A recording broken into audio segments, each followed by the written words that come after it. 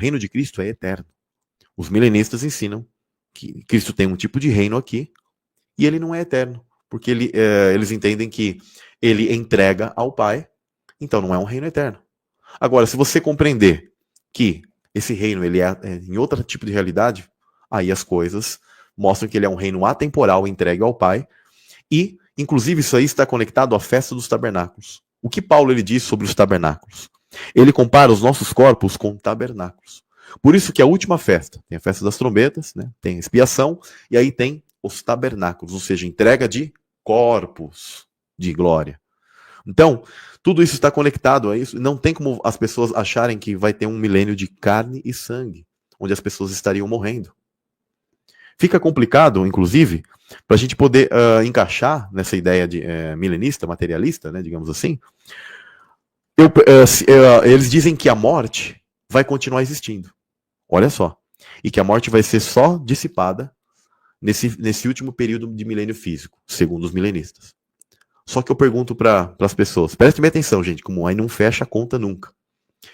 Vamos dizer então que um camarada está nesse milênio físico, ele está andando numa ponte, ele tropeça lá e cai da ponte, bum, cai de cabeça e morre.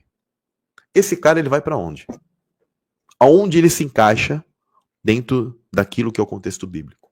Sendo que ele já entrou no milênio e está ali, preste bem atenção, a ressurreição, é isso que eu quero que vocês notem, a ressurreição, ela termina com o arrebatamento, gente. Então, se um camarada ele morre no milênio físico, isso é uma pergunta que eu sempre fiz pro irmão Neemias, até hoje ele não me respondeu. Se ele tiver um dia ouvindo essa live, o irmão Neemias, uma benção. Porque ele crê num milênio literal físico, né? Mas eu perguntei para ele, para onde o camarada vai se ele cair da ponte? É um mistério, eu não sei. Porque não tem. Porque não é assim. Compreendem? Você compreendeu essa pergunta, mestre Júlio? Para onde o camarada ele vai, se ele morre no milênio? Perfeito. E a analogia que eu trago, preste bem atenção, pessoal. Pensem no Oriente Médio, na Israel antiga. Pastor de ovelhas.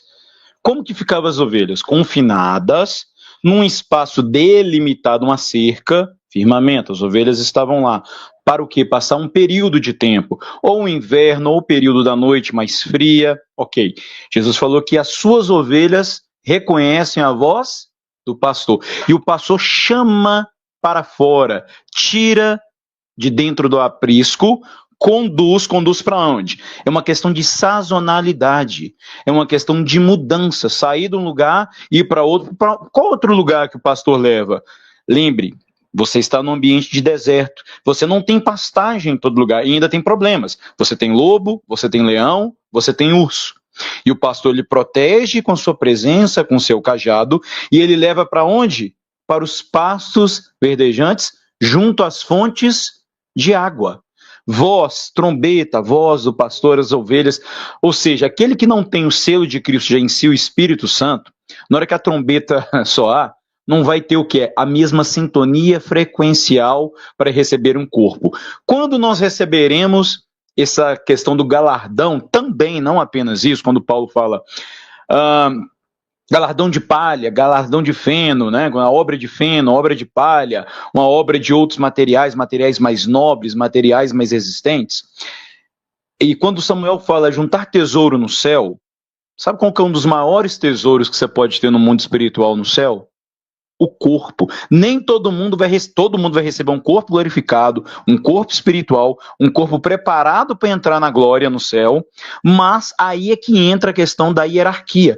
De acordo com a sua conduta, com a sua fé, com as suas obras, com a sua obediência aqui na terra, já entra a questão de hierarquia e diferenciação de um corpo ainda melhor, ainda mais glorificado. De acordo com aquilo que será reconstituído mediante uma frequência sonora de reorganização atômica. Inclusive, você me lembrou que no próprio livro de Enoque, preste bem atenção, para alguém acessar essa outra realidade, ela tem que ir em espírito. A densidade, o corpo espiritual dela é diferente. Por quê? Carne e sangue não entram, gente. Né? Jesus ele disse claramente. Né?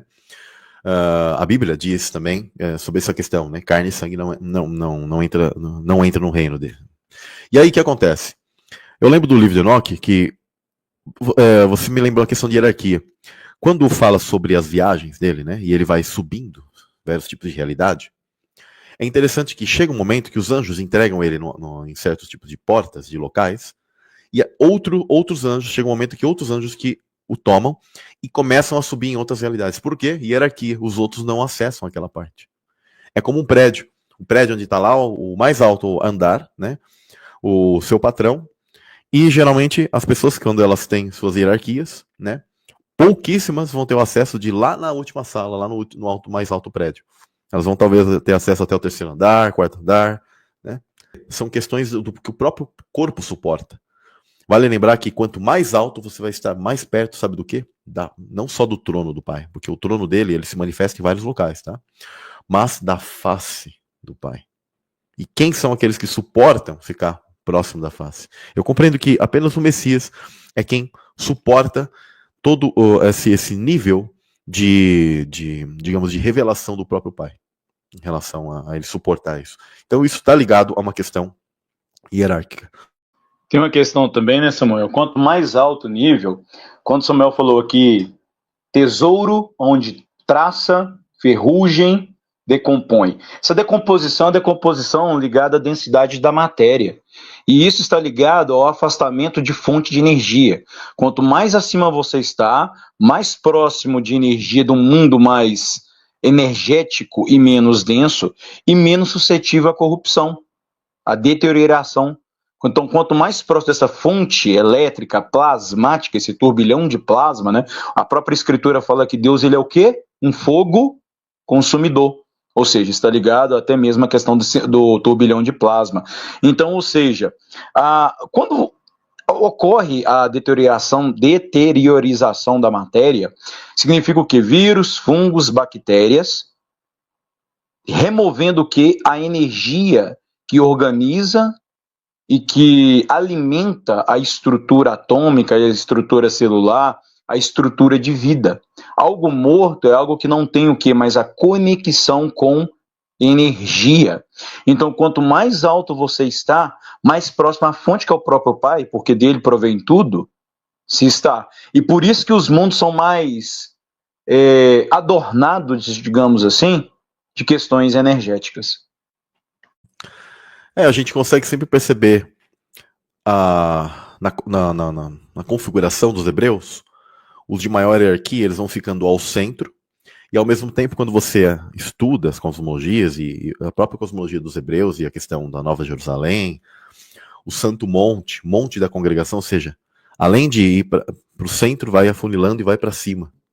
Isso é interessante. Então, há sempre uma separação, e essa questão de o quanto um corpo, o quanto ele vai ter uma natureza, quando a Escritura fala santa, é no sentido de não contaminação, ou um tipo de densidade diferente. Quanto mais puro, quanto mais correto você é, menos contaminado, mais leve, mais próximo daquilo que seria a frequência do eterno você estará. Dando continuidade a isso, então, a gente tem esse atemporal, Cristo como primícias, os 144 como essa continuação das primícias, tá? Os heróis da fé e primeiros cristãos. Samuel, se você me perguntar, o número da besta, a besta, ela já estava vigente lá, porque o livro de Apocalipse ele fala sobre aqueles que não foram assinalados, porque o governo de Satanás, ele já tem também uma questão, assim como o governo de Deus ele tem implicações atemporais, e ele se estende até o tempo de hoje. O governo de Satanás ele também já iniciou desde o princípio do mundo, tá? E ele tem toda uma temporalidade. E as pessoas elas foram julgadas mediante a esse dobrar-se ao sistema. A mão direita significa ação, e a mente o pensamento. Então muitos já se dobraram a esse sistema da besta. Então desde aquela época havia esse assinalar de Deus. Que na verdade a marca da besta ela é sempre ela nada mais nada menos é uma imitação daquilo que é a marca do Eterno sobre as nossas vidas, que lá também fala sobre a marca da mão direita e a marca na testa, que ele assinala, né? Tem isso no Velho Testamento. Então, na verdade, a marca da besta, tudo que o diabo ele usa, pessoal, ele sempre vai ser um paradoxo ou uma imitação daquilo que é o padrão de Deus. Tudo. Se você observar que o mal está usando um tipo de padrão, ou ele fala sobre alguma coisa, tenha certeza que o reino celestial ele tem aquele tipo de padrão, só que com certeza ele está o quê? Corrompendo aquilo. Por que o diabo ele corrompe tanto a questão da sexualidade? Porque existe isso no mundo celestial? Existe isso no mundo celestial. tá? Claro que o local onde isso é feito é a região terra, tá? Mas como eu já expliquei isso em muitos lugares. Por que o diabo ele corrompe tanto a questão da música? Existe isso na música? Existe isso no mundo celestial. Existe, por exemplo, a questão das hierarquias no satanismo, essas coisas, existe. Por quê? Porque existe no mundo celestial. Então tudo o diabo ele vai sempre inverter e tentar corromper. Tá? Então, dando continuidade. Aí temos esse temporal, o restante daqueles que dormem, que serão despertos no último dia, ao toque da última trombeta, tá? Último dia e última trombeta, tá? E os que estiverem vivos são automaticamente transformados com Cristo, né? Então existe essa união do atemporal com o temporal, onde o reino é entregue. Ali termina, é aí que termina, gente. E nesse evento final, é aí que nós precisamos entender que tem a batalha do Armagedon, que é onde Satanás ele é solto. Compreendem isso? Por isso que diz, acabando-se os 1000 anos. Que 1000 anos? Que período? É o do 6º para o 7º dia divino. Tá? Que é o período que, inclusive, nós, possivelmente, estamos nos aproximando cada vez mais, pessoal. Tá? Então, é nesse momento que ele sairá a enganar as nações que estão sobre as 4 regiões da terra, né? Gog e Magog, cujo número é como a areia do mar, para as ajuntar em batalha. Olha como que fica coerente. Agora, se você entender que isso aqui tem um tipo de milênio físico na Terra, e de repente, preste bem atenção, as pessoas estão ali com Jesus reinando numa Jerusalém física aqui de pedra, e não a Nova Jerusalém, sendo que, na verdade, a Bíblia fala que é a Nova Jerusalém. Tá? Tudo é novo, nova terra, novos céus, Nova Jerusalém, e não velha terra, essa terra, nem esses céus, essa região aqui, e nem a Jerusalém de poeira. Né? Eu chamo de poeira porque essa Jerusalém, ela é apenas uma espécie de representação e um local onde Deus, as coisas principais da Bíblia ocorreram, mas aqui é apenas um tipo de sombra das coisas celestiais. Tá? E aí a gente consegue entender o porquê ele ajunta os seres para a batalha, que é a batalha do Armagedon. Agora, se você entender que isso ocorre num tipo de milênio, que reino de Cristo mais fraco que os seres viram Satanás preso, Cristo reinando, as pessoas aqui neste mundo, e aí é onde os milenistas têm que sambar, eles têm que fazer um sambarelove e um malabarismo para poder explicar como que Satanás é solto nesse momento, e aí ele sai a enganar os 4 cantos da terra que viveram um milênio de Cristo, viram que ele é um nada, e aí ele sairia e engana, e ele junta, como areia do mar, numa outra batalha, onde, tristemente, o milenista ele vai entender que Gog e Magog seria uma espécie de outra batalha, e que não estaria se referindo ao Armagedon, sendo que, na verdade, como em Ezequiel, tá? Onde que está aqui? Ezequiel, tem passagem de Zacarias, mas Ezequiel 38, tá? E 39, eles falam sobre essa questão de Gog e Magog, que seria a batalha do Armagedon. Lá fala, tá? Fala o seguinte, os pássaros comerão os corpos dos soldados. Isso está tanto lá em Ezequiel 39, como em Apocalipse. O maior terremoto ocorrerá também em Gog e Magog, que está em Ezequiel 38, também está em Apocalipse 16, que está conectado ao Armagedon. Uma praga atingirá os soldados, tá? E seus cavalos, está em Ezequiel 38. Deus fará chover fogo do céu, isso também está em Apocalipse e em Ezequiel 38, que é Gog e Magog. E Deus fará que os exércitos lutem entre si. Isso está assinalado ali em Ezequiel 38, inclusive em Ageu, em Zacarias. E no Apocalipse a gente vê que todos esses estão reunidos e eles também se matarão. O que eu falo é o seguinte, como é que as pessoas não conseguem perceber que, na verdade, se trata da mesma batalha e que João ele apenas está mencionando o termo Gog e Magog e não agora Armagedon, para que as pessoas relembrem as profecias antigas se cumprindo nesse episódio. Não se trata de uma outra batalha. E é triste que os caras eles criam depois uma confusão e vão criando cronologias muito equivocadas. Sendo que João, ele simplesmente fez a menção de Gog e Magog para que eles se lembrem que aquilo que já estava profetizado lá em Ageu, Zacarias e em Ezequiel, principalmente, onde menciona essa batalha, com outros tipos de detalhes, que na verdade se trata Também em Miqueias, em Joel, né? Fala sobre esse Armagedon, que se trata dessa última batalha. Ela é única e última. E é quando Satanás ele é solto, nesse pequeno período, para ele juntar todos os maus. E aí é interessante que é nesse período que há um tipo de segunda ressurreição, onde até os maus também ressuscitarão. Só que é porque Deus ele fará uma espécie de confronto final, multiversal, de todos os seres humanos, daqueles que viveram aqui na Terra, unindo-se aos anjos, que a gente conhece aqui, inclusive o Júlio ele tem esse conhecimento, né, de uma maneira muito excelente, que é sobre a pré-existência, onde na verdade todos os seres estarão reunidos naquela mesma batalha celestial, só que meio que se reencontrando, né? Por isso que é chamado de Vale do Reencontro. O Armagedon ele tem esse significado de vale que você reencontra. Reencontra o quê? Porque nós já estivemos lá. Então, todos os bem, todos os do mal estarão reunidos nesse processo final, nessa batalha final, onde ela é uma batalha, pessoal, muito além apenas de arco e flecha. Tá? Samuel, por que a escritura ela fala sobre cavalos e arcos e etc? Porque até aquele tempo, para que as pessoas pudessem entender aquilo que está escrito nesses livros, ela fala muito sobre os cavalos e flecha. Tá? Mas até compreendo que pode aludir ao mundo espiritual, porque no mundo espiritual os anjos possuem montarias, tá? E também usam espadas e arco, etc. Mas eu compreendo que é para que o leitor daquela época pudesse entender. E nós também entendemos que dentro disso haverão armas, metralhadoras, tanques, aviões, etc, etc, etc. Tá? E o mundo espiritual, justamente nessa época, estará aberto, onde anjos e demônios também batalharão um contra o outro. Tá? Tem alguma coisa para dizer sobre essa parte, mestre Júlio? Muito bom, Samuel, essa questão da temporalidade na questão das batalhas. Reparem, pessoal, Apocalipse, ele é uma coletânea de profecias, de acontecimentos, de toda a Escritura, Novo Testamento, cartas apostólicas, profetas, a questão ali de Deuteronômio, dos primeiros 5 livros da Bíblia, da Torá, e que vão se cumprir com mais detalhamento no tempo do fim, colocado ali em Apocalipse, esse detalhamento. Então você consegue ver muitos padrões que começaram lá em Gênesis, se culminando lá em Apocalipse. Gog e Magog vai pelo mesmo caminho. É um padrão que mostra, tá? Inclusive usando nomenclatura de nações que hoje algumas nem existem mais, mas que na época estavam ao redor de Israel, tá? E por isso que é mencionado a Síria. Cadê a Síria hoje? Vários impérios hoje estão dentro do território atual do Iraque.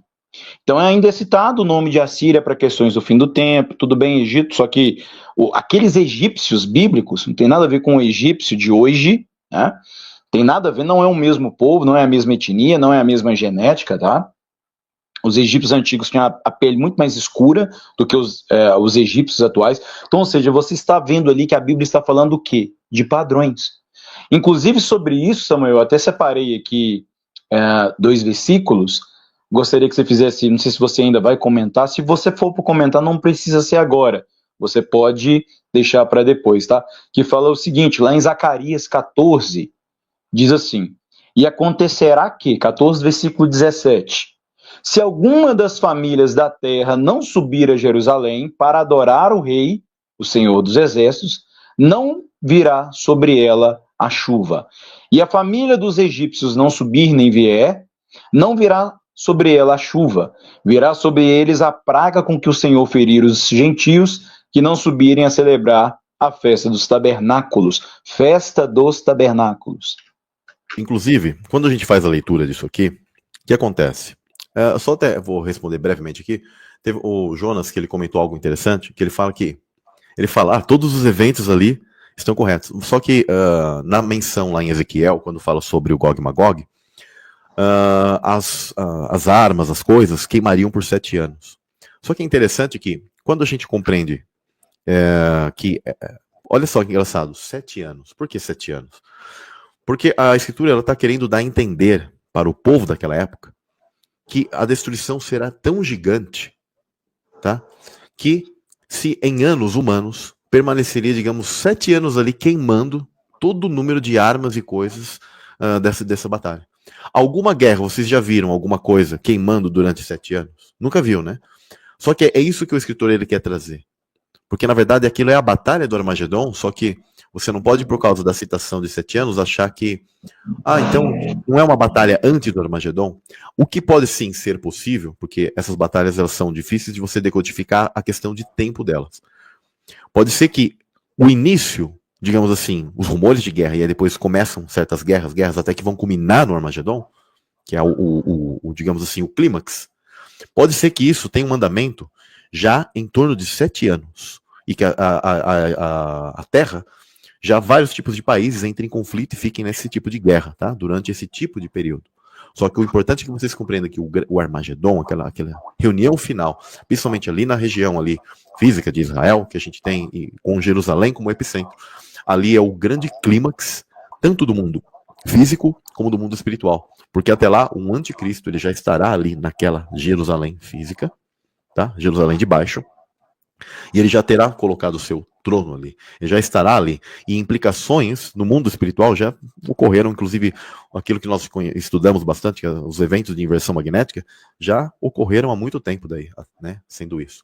De Zacarias, é interessante que, se a pessoa ela fizer uma leitura pensando no milênio, digamos assim, de maneira física, ela não vai conseguir entrar em harmonia sobre aspectos que a escritura ela diz o seguinte. Quer ver? Eu até separei aqui.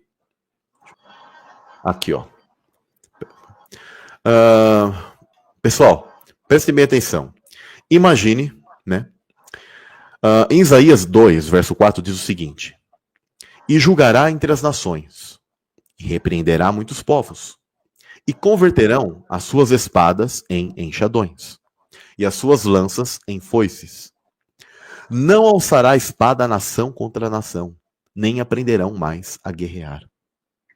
Reparem que o autor, aqui ele faz uma comparativa com coisas que os hebreus usavam para trabalhar, tá? Como enxada, arar a terra, tá? E que as armas, elas se tornarão coisas que eles usavam para trabalhar ali, tá? E eles não darão jamais, darão lugares para coisas que produzem e não para lutar, não para guerrear. Simples, né? Então o autor está usando isso, Isaías, ele está usando exemplos de coisas do cotidiano. Tá? Só que se você compreender isso de uma maneira, no milênio dos milenistas, há uma refutação super séria que os milenistas jamais vão conseguir saber explicar, e eles vão entrar num colapso total.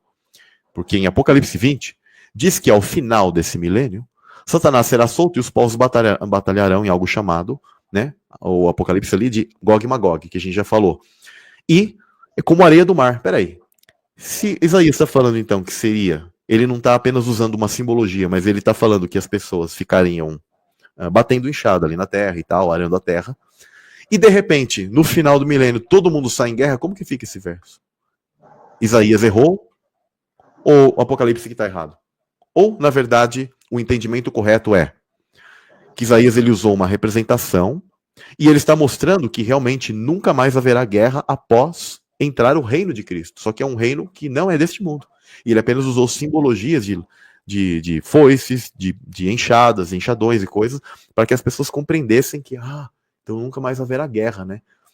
Uma enxada viraria, uma arma agora vai virar enxadão, e jamais vai virar arma, né? Então, é isso que ele está colocando para o povo da época, tá? Para que eles pudessem entender. Agora, do contrário, então, ou o Apocalipse está errado ou Isaías está errado. Alguém está errado aqui. Não tem como você querer conciliar. Inclusive, também até aproveitando, antes de a gente ir para Zacarias, tem uma parte das passagens de Ezequiel que são usadas, onde Deus ele faz alusão a um tipo de templo que seria um exemplo, um templo exemplo. Aquele templo ele nunca ocorreu. O famoso templo de Ezequiel. Existem medidas ali, existem simbologias muito profundas ali. Mas aquele templo ele nunca ocorreu. Então, Isaías ele fala de novos céus e nova terra, onde animais e seres viventes estarão um dia em harmonia. Exatamente como o Éden. Sem derramamento de sangue, sem animais carnívoros. Ok. Assim será o reino eterno do Messias, não um reino físico só aqui. E aí segue uma refutação para o pessoal que fala desse templo de Ezequiel, que está lá no capítulo 40 até o 48, onde eles dizem que aquilo é um templo do milênio aqui nesta terra. E eles, inclusive, dizem que as pessoas nesse milênio estarão fazendo sacrifícios literais, que elas retornarão a realizar sacrifícios. Olha só a ideia. Ou seja, Jesus ele já fez o sacrifício, só que esses caras falam que, não, como ali o templo está falando que tem sacrifícios e tal, os caras vão fazer sacrifícios nesse milênio literal. Sendo que o templo de Ezequiel ele é apenas um arquétipo para mostrar o quão longe os filhos de Israel estavam da adoração perfeita. Mas jamais se referiu a um templo em um tipo de milênio, e é uma comparação com aquilo que Deus tinha como parâmetro de adoração e de santidade perfeita, e de sacerdotes perfeitos. Agora, se esse milênio, esse templo no milênio, ele for literal, tem um problema gravíssimo lá.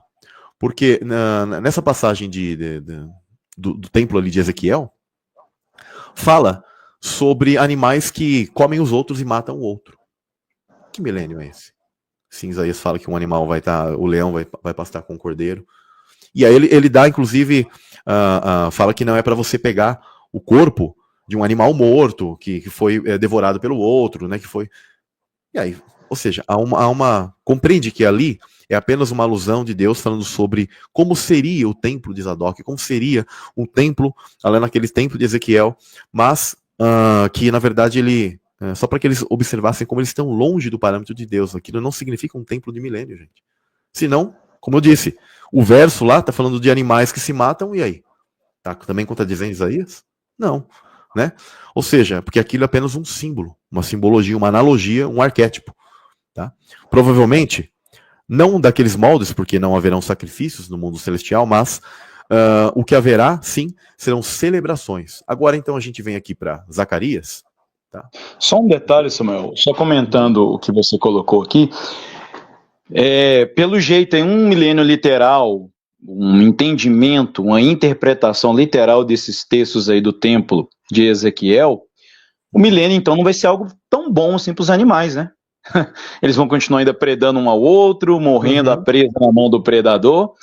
Pior, anula toda a carta de Hebreus. Hebreus é muito claro falar que hoje nós temos um sumo sacerdote que fez o seu sacrifício único e perfeito. Não precisa mais de sacrifício. No entanto, quem entende um milênio literal, ainda entende uma Jerusalém física, um templo físico, precisando ainda de sacrifícios do Antigo Testamento, e aí vem algumas perguntas. Olha os problemas disso aí. Tá, ok. Por que hoje, então, eu, você, qualquer um que está na live aqui, quem for ouvir depois, por que a gente, então, não vai ter que sacrificar? Por que nós não sacrificamos hoje? Cadê o seu sacrifício? Quando alguém pergunta isso pra gente fala o quê? Não, Cristo já pagou o preço de salvação por todos nós. Mas, no entanto, no milênio, que seria um molde perfeito, o exemplo maior de tudo isso, não um padrão, uma analogia, não, mas algo de cumprimento mesmo disso, não, agora vai precisar de sacrifício. Se hoje não precisa, imagina num mundo que já não será um molde, mas será uma realidade concretizada de perfeição. Então nós temos um problema em relação a isso. Segundo problema em relação a isso aí, até mesmo dentro do texto, que esse texto ele está, que vem em Miqueias, capítulo 3, que o Samuel leu, né? Que aonde fala assim: julgará entre muitos povos e castigará nações poderosas e longínquas. Quais nações é essas poderosas e longínquas que serão castigadas? As nações do reino da besta. Essas são as nações, né? E converterão as suas espadas em paz e as suas lanças em foice. Pessoal, deixa eu só fazer uma pergunta muito séria para vocês aqui. Hoje, nós estamos em 2025, não é? Beleza, bacana. Quem, em qualquer lugar do mundo hoje, faz uma guerra de nação contra nação, que é isso que o texto está falando, guerra de nações, e que vai guerrear hoje, imagina que o fim do mundo, de todas as coisas com cumprimento, será em 2025, eu não estou afirmando, só estou colocando aqui um exemplo hipotético, 2025, o ano a qual nós estamos agora, perfeito? Qual nação guerreia contra uma outra nação com espadas e lanças? Tempo, me fala aí, pode colocar no chat. Me dá um exemplo de uma nação, qualquer uma, qualquer continente, que sai para guerrear contra uma outra nação, aí vê aquele exército em todo mundo com lança e com espada. O único lugar que acontece isso hoje, sabe aonde? É na sala de cinema, numa obra de ficção, um filme, onde você vai ver ali um filme medieval, um filme ali, porque até mesmo armas de fogo não é algo de agora não, pessoal. Desde quando os chineses ali reinventaram a pólvora, Isso é algo muito antigo, você vê aí na época das navegações, canhões, mosquetes. Então, ou seja, está aludindo a armas da época do profeta Miqueias para colocar um símbolo, uma alusão de algo futuro. Até porque as nossas armas, Paulo falou que é o quê? Não são armas carnais. Espada, lança são armas carnais. E aí o exemplo tá, Júlio. Então por que colocou dentro da simbologia o exemplo aqui? A pá, né? A espada vai ser transformada em pá e a lança vai ser transformada em foice. Isso são o quê? Ferramentas agrícolas, que vão remeter ao quê? A um padrão de originalidade ao qual Deus aponta para o Éden. Não que o Éden seja um lugar de terra que você vai lá, como se fosse comprar uma gleba, uma fazendinha, uma fazenda, uma terra, que você vai lá passar um trator, arar, abrir, plantar cenoura, plantar tomate, beterraba, enfim, né, plantar umas cabeças aí de repolho e alface, não, mas remete dentro também daquilo que tinha um entendimento e dentro de um padrão que ocorria na época do profeta Miqueias, ou seja, a gente tem que pegar elementos da época, pessoal. Se hoje a gente costuma interpretar, como muito bem falou Samuel, Armagedon, a gente coloca o quê? Elementos da nossa época. Helicóptero, é tanque de guerra, inclusive tanque de guerra é algo nem novo, né? Foi usado na Primeira Guerra Mundial, 1916, parece, já era utilizado o tanque de guerra. A gente usa o quê? Bazuca, é porta-aviões, é jatos, é metralhadoras, é granadas, é bomba atômica, não é isso? Agora, as armas angelicais é algo muito mais poderoso que isso. Com as antigas culturas, elas já viram já o palco de guerras entre entidades, né, celestes, tanto na questão astronômica quanto na questão espiritual de entidades, né? A própria questão da bomba atômica, o Oppenheimer, foi o pai da bomba atômica, ele citou Bhagavad Gita, né? O Shiva, o destruidor de mundos, mostrando que a bomba atômica ela é uma arma angelical. Então, ou seja, o que está utilizando aqui são simbologias que vão aprontar arquétipos para algo maior.